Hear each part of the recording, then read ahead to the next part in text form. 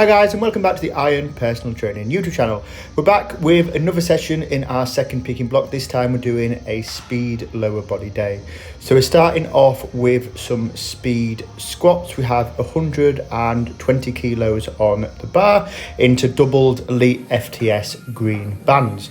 So we're taking a minute's rest in between these 8 sets of 2, and just using these to get more explosive in the movement and also practice our form as well. One of the biggest benefits of doing speed work that is often overlooked is that you get to take a first rep 8 to 10 times usually, and which gives you great practice on getting set up and ready for when you're going to do your actual comp movement. So we're coming on to the second set now. I just filmed the first and second set, sped up the gap in between just to give you an idea of what we're going on. So as you can see, get myself set up, nice walkout, get myself nice and set, come down and get through that movement nice and quickly. So we're trying to make ourselves much quicker and explosive through that squat movement because you only have a limited amount of time to make a movement.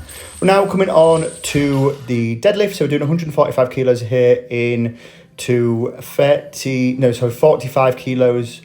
50 kilos of chain weight.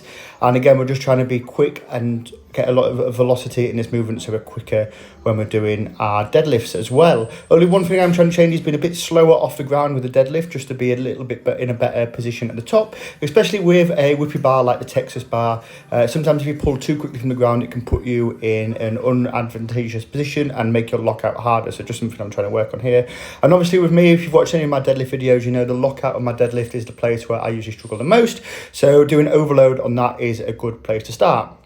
We're now coming on to Dimmel deadlift. So for Dimmel deadlift, you're basically doing the top part of the movement when it comes to the deadlift. So you're basically doing the lockout part of the movement by dropping the bar just below your knees and then locking back out again. Great for working the glutes and the hamstring. And again, for somebody like me who has a weaker lockout on their deadlift, it's a really good way of training that movement pattern to help you lock out when you get into that position from your main pull.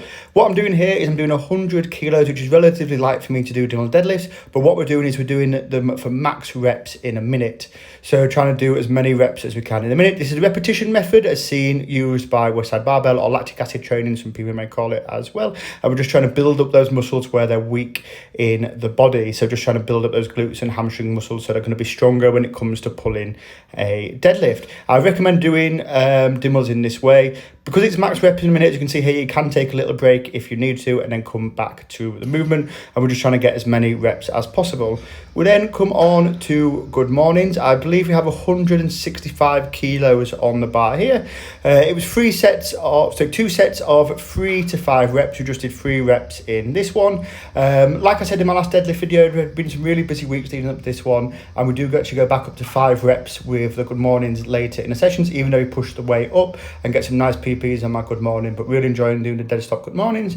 We then come on to the power shrugs. We've got 165 kilos. We've dropped the pin a little bit lower than we had it before, so we're getting a bit more of a rack pull movement with the shrug as well. And we're just doing 2 to 3 sets of 5 on this as well, and then finished off with some core work. But that's it for the video, guys. I do hope you've enjoyed the video, and I'll see you in the next one. Or maybe we did 10 reps on this actually, I do apologise. But yeah, like I said, guys, I hope you've enjoyed. See you in the next video where we're looking at a squat session.